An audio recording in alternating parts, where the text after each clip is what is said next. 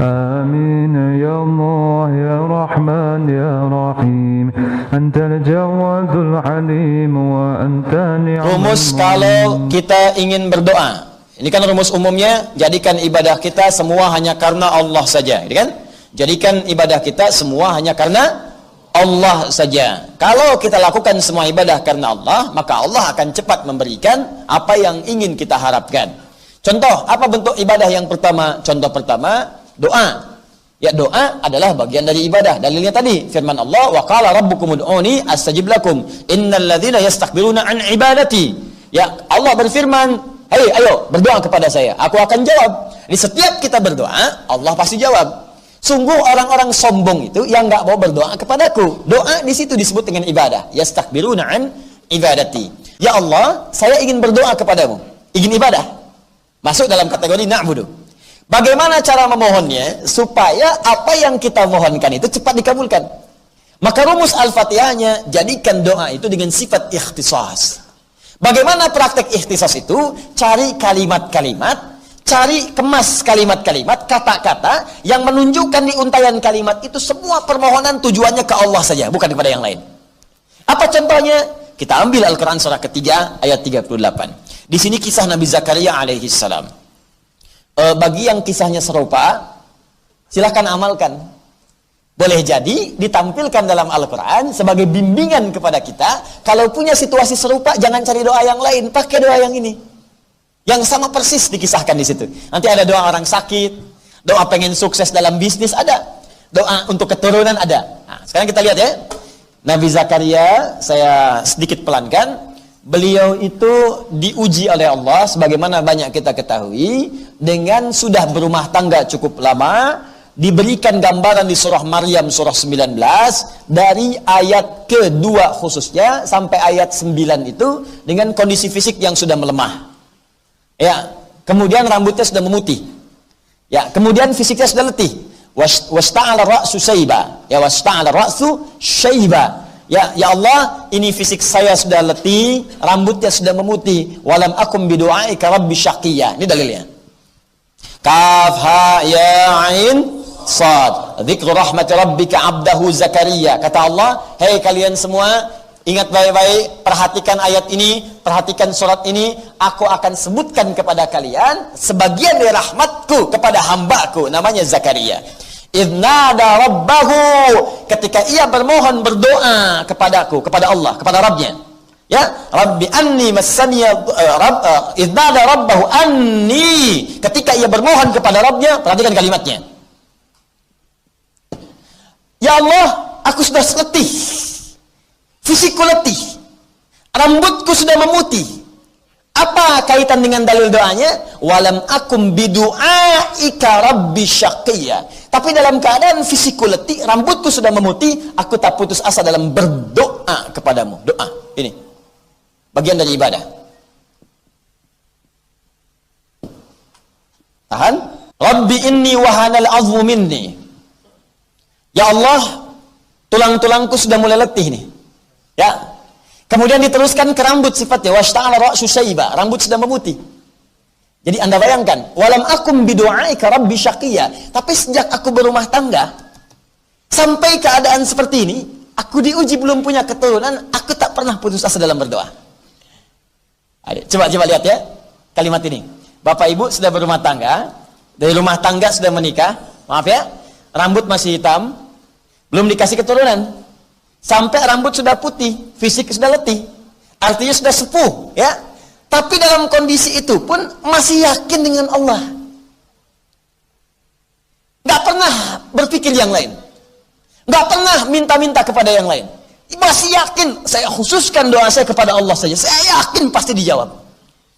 Ini adab yang pertama. Jadi ikhtisas yang pertama itu, kalau Anda ingin memohon sesuatu, maka hadirkan puncak harapan kita yang paling dalam hanya kepada Allah saja.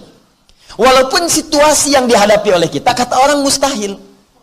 Ya biarin aja orang bilang apa. Ini Nabi Zakaria lebih dahsyat lagi. Rambut memutih, fisik sudah letih, istrinya divonis oleh medis sudah monokos dan mandul. Jadi kata medis gak mungkin punya keturunan. Tapi apa yang menjadikan beliau kemudian begitu yakin doanya akan dikabul? Ini ikhtisas ini. Mustahil Bagi manusia tidak ada yang mustahil bagi Allah Subhanahu wa taala. Maka dihadirkan puncak keyakinan yang paling dalam. Saya ingin khususkan permohonan pada Allah saja yang tidak punya batas mustahil dalam kehidupan.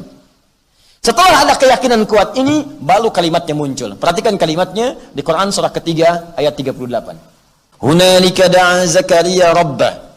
Maka di mihrab itu Nabi Zakaria bermohon kepada Rabbnya.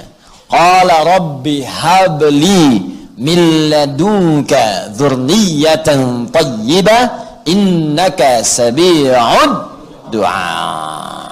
Fokus baik-baik. Ya, saya terjemahkan dulu. Qala rabbi habli. Ya Allah yang tidak punya batas dalam pemberian, mohon anugerahkan kepadaku keturunan. Milladunka, dari sisimu saja. Karena orang lain mengatakan kau nggak mungkin punya keturunan. Secara medis ditolak. Secara klinis mustahil. Maka aku tinggalkan mereka, aku khususkan permohonanku kepadamu saja. Perhatikan baik-baik. Innaka sami'ud du'a. Ini yang pengen saya jelaskan. Ini yang dimaksud ikhtisasnya. Innaka sami'ud du'a.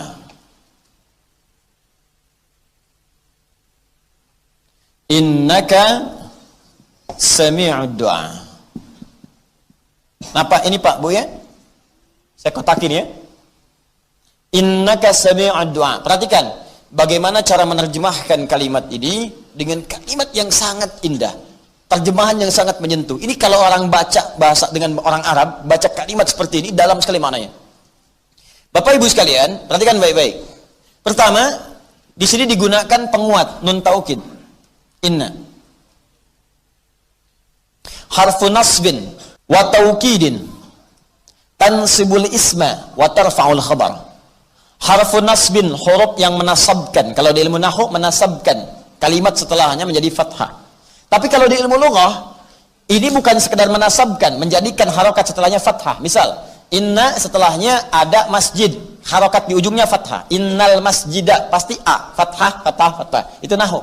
Tapi kalau ngaji ilmu lughah, nasbin itu artinya menguatkan, menancapkan sesuatu kepada jiwa.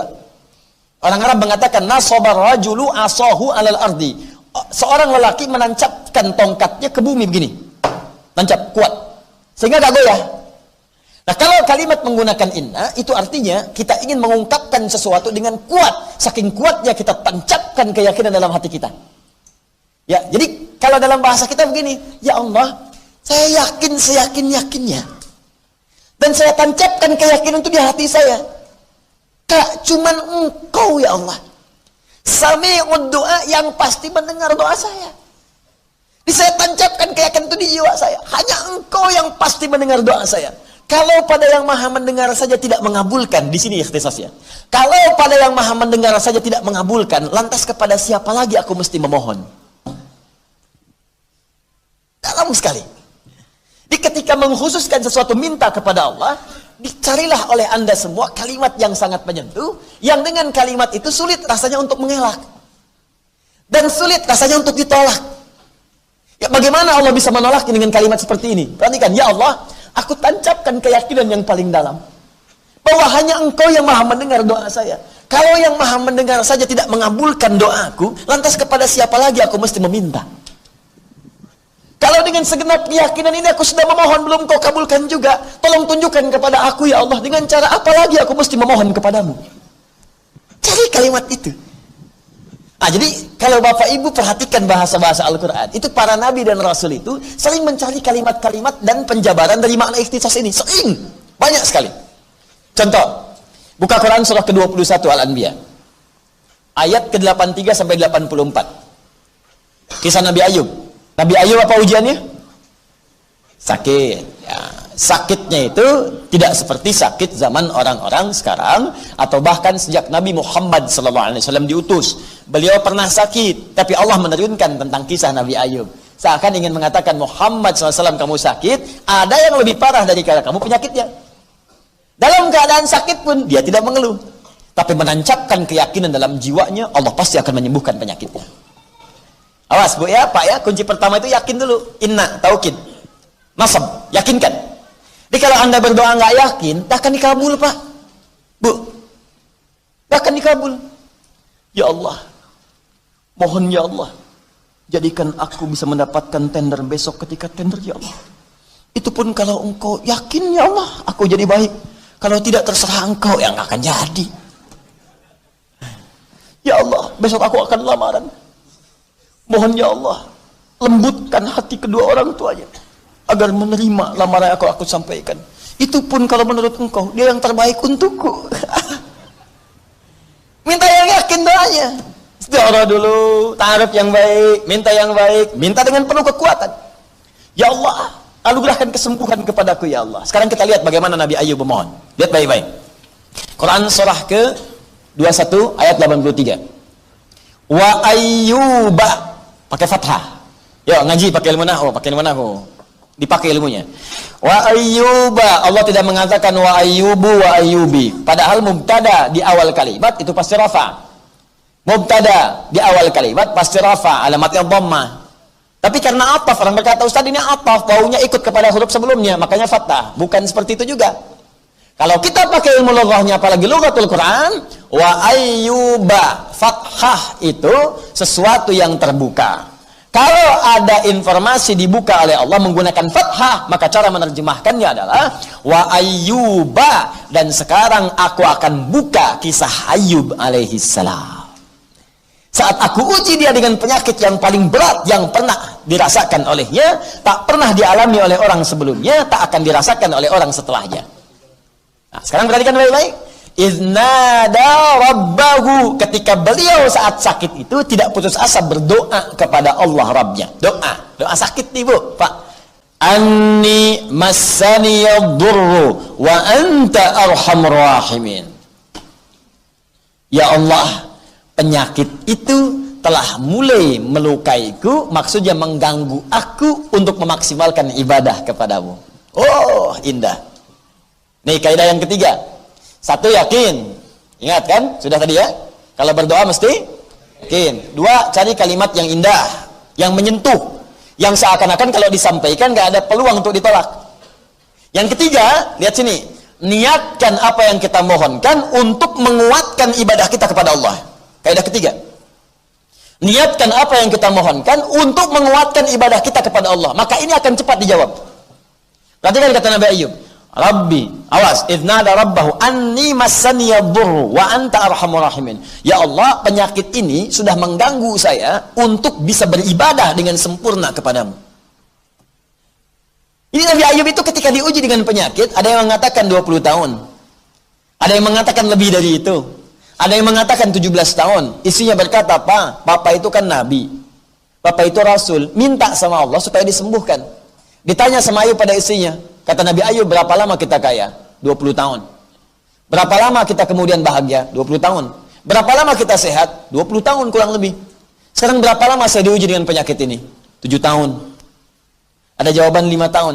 Kata Ayub alaihissalam, nanti aja. Kalau sakitnya, ujiannya sama-sama dengan sehat. Sama lamanya, sama-sama 20 tahun. Nanti aja, kalau ujian miskin kita, sama-sama dengan kaya kita 20 tahun. Kita diuji kaya 20 tahun santai aja. Kenapa baru diuji miskin 7 tahun sudah mengeluh? Bukankah dua-duanya sama datang dari Allah? Nanti kalau ujian kemiskinan kita sama dengan kaya kita jumlahnya 20 tahun, baru aku memohon kepada Allah. Malu rasanya, dikasih kaya 20 tahun, kita biasa-biasa. Dikasih miskin baru 7 tahun sudah mengeluh, aku malu kepada Allah. Ayub ahli surga, teman-teman. Nabi Rasul dikasih miskin 7 tahun tidak mengeluh. Antum Nabi bukan, Rasul bukan. Baru gagal proyek sekali saja sehari dan hidup tuh masih cukup, masih sudah bikin status. Apakah engkau sudah tidak menyayangiku lagi ya Allah?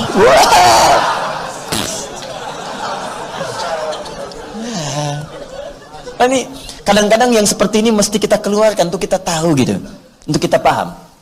Nah, yang menarik begini, tapi ketika penyakit itu mulai mengganggu beliau untuk ibadah. Kalau urusan dunia biasa, tapi ketika mulai mengganggu ibadah, sudah nggak enak lagi, sudah mulai terganggu kehusyuan, baru minta kepada Allah.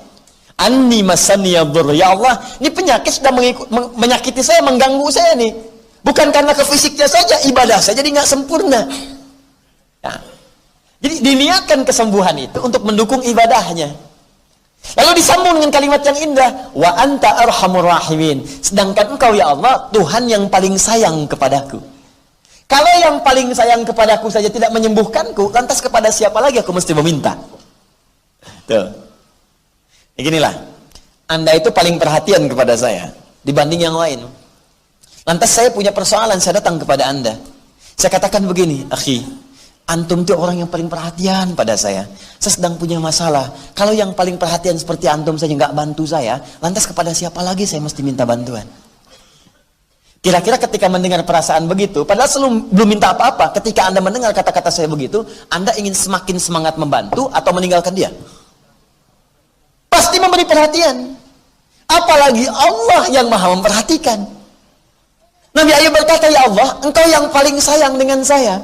Kalau yang paling sayang saja tidak mengabulkan saya, tidak memperhatikan saya, tidak menyembuhkan saya, lantas kepada siapa lagi saya mesti meminta?